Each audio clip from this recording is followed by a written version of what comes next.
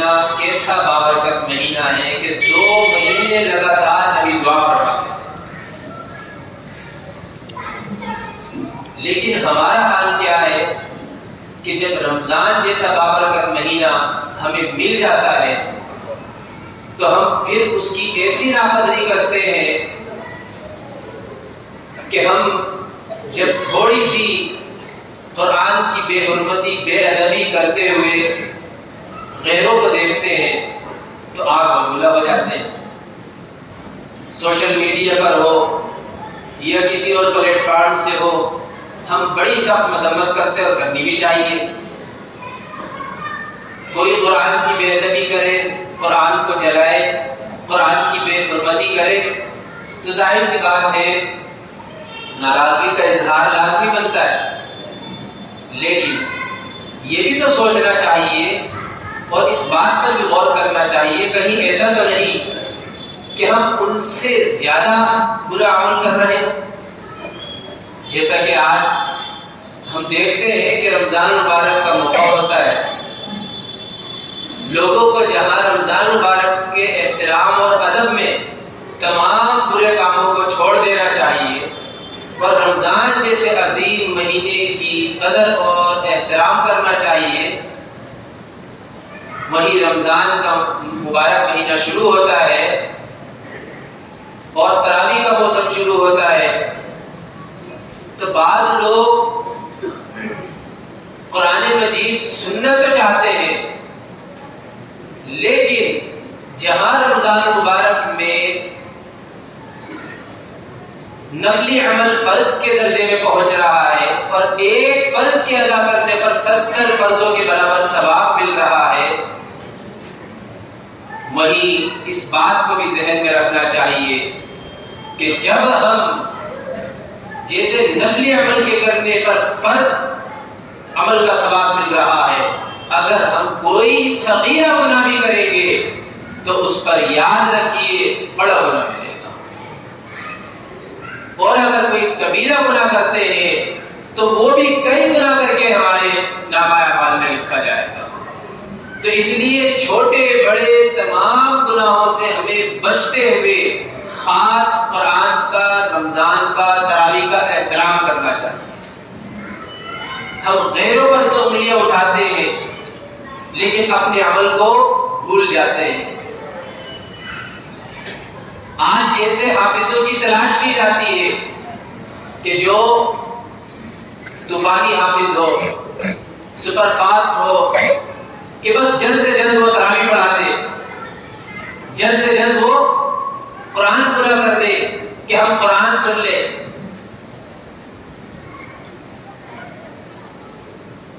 3 دن میں، 5 دن میں، 7 دن میں، 8 دن میں، 10 دن میں ہم یہ قرآن سننے کی کوشش کرتے ہیں۔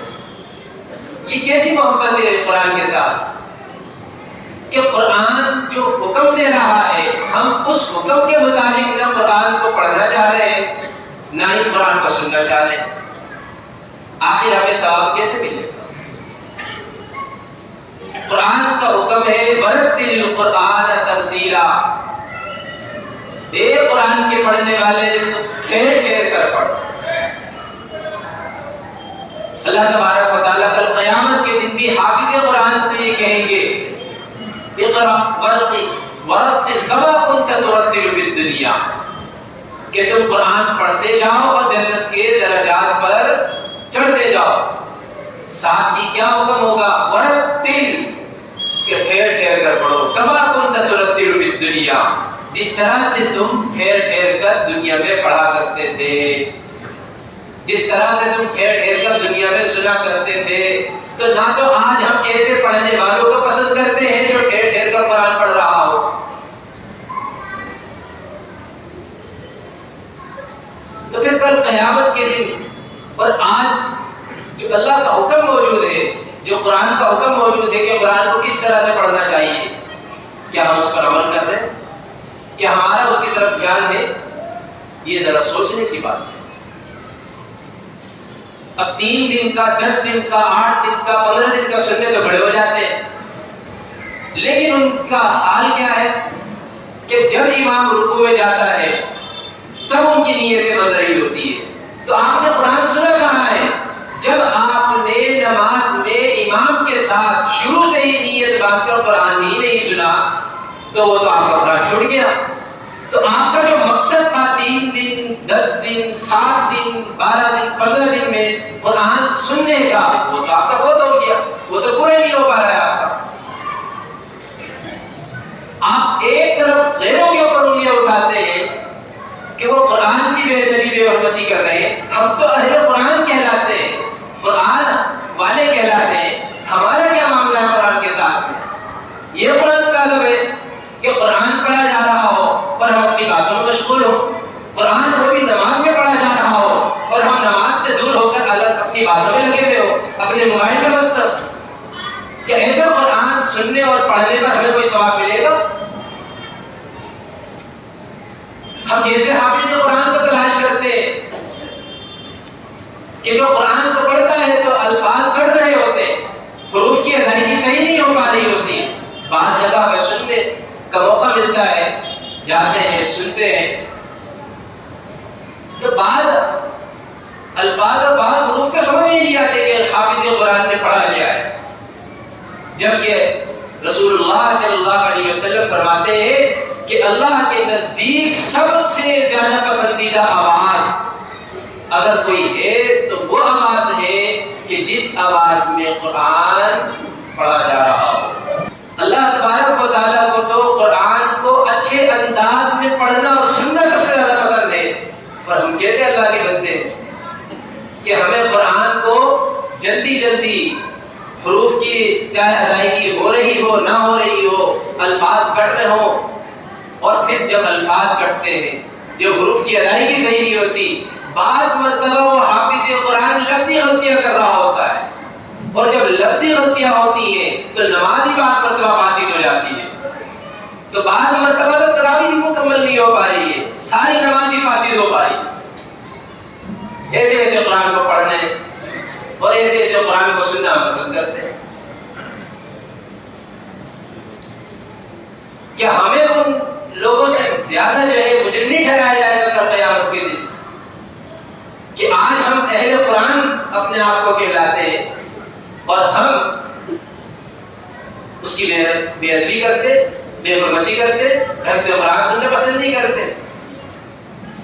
اور پتہ نہیں اماموں کو بھی کیا ہو جاتا ہے، پورے سال ٹھیک ٹھاک قرآن پڑھ رہے ہوتے ہیں مصلی پر، اور جہاں رمضان آیا ایسی اسپیڈ پکڑتے پتہ نہیں چلتا. تھوڑی دیر میں لوگ آپس میں گفتگو کر رہے ہوتے ہیں کہ اچھا آپ کا تو اب پورا ہوا ہے، ماں تو اتنی دیر پہلے ہی پڑھ رہے تھے.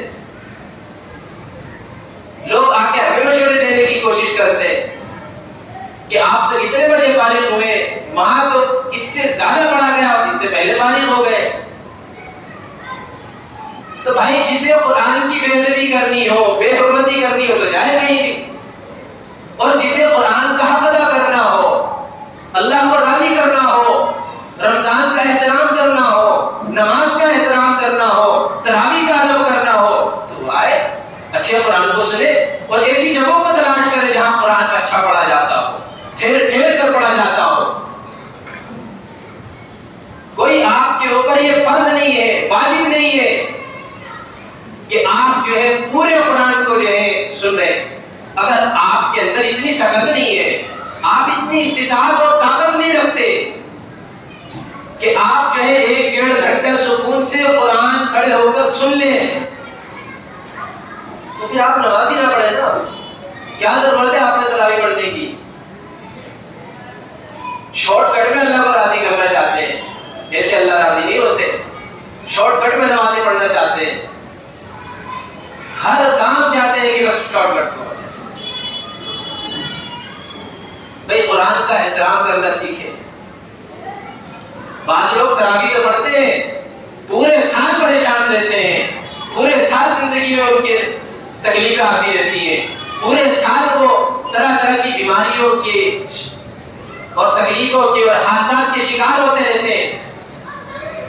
کبھی غور تو کریں کہ رمضان میں آپ نے قرآن کا احترام نہیں کیا، رمضان میں آپ نے جو قرآن کی بے ادبی کری ہے اس کا خمیازہ آپ پورے سال بھگت رہے ہو. بھائی جتنا سکون کے ساتھ آپ کوئی بھی عبادت ہو آپ سکون کے ساتھ، خوش دلی کے ساتھ، بشاشت قلب کے ساتھ کر سکتے ہو کسی بھی عمل کو، کسی بھی عبادت کو آپ کریں۔ اور جب آپ کا دل ہی مطمئن نہ ہو، دل ہی سکون میں نہ ہو، اور آپ کا دل اندر سے خوش نہ ہو، آپ کے دل پر بوجھ ہو کہ کب نماز پوری ہو، کب سلام پھرے، کب تراویح پوری ہو، کب قرآن پورا ہو، یہ باتیں آپ کے دماغ میں چل رہی ہو، تو پھر ایسی نماز اور عبادت سے فائدہ کیا ہے؟ بتائیں بھائی، آپ ایسی عبادت اور نماز سے کوئی فائدہ ہے؟ آپ اپنی فیکٹریوں میں کام کرتے ہیں، آپ کے ملازمین آپ کے پاس کام کرتے ہیں، یا آپ خود ملازم بن کے کہیں کام کر رہے ہوتے ہیں، آپ کا ملازم، آپ کا نوکر کسی کام کو تیزی کے ساتھ کرے اور اس کو بگاڑ دے، پتہ چلا ہزاروں کا لاکھوں کا پروجیکٹ تھا اور ذرا سی چوک اور ذرا سی جلد بازی میں اس میں گڑبڑ ہو گئی، تو نقصان ہو جاتا کہ نہیں ہو جاتا؟ آپ کیا کہتے ہیں؟ کام صحیح ہونا چاہیے، تھوڑا سا لیٹ ہو جائے، وقت زیادہ لگ جائے، لیکن یہ کام نہیں بگڑنا چاہیے۔ کہتے ہیں کہ نہیں کہتے ملازم کو؟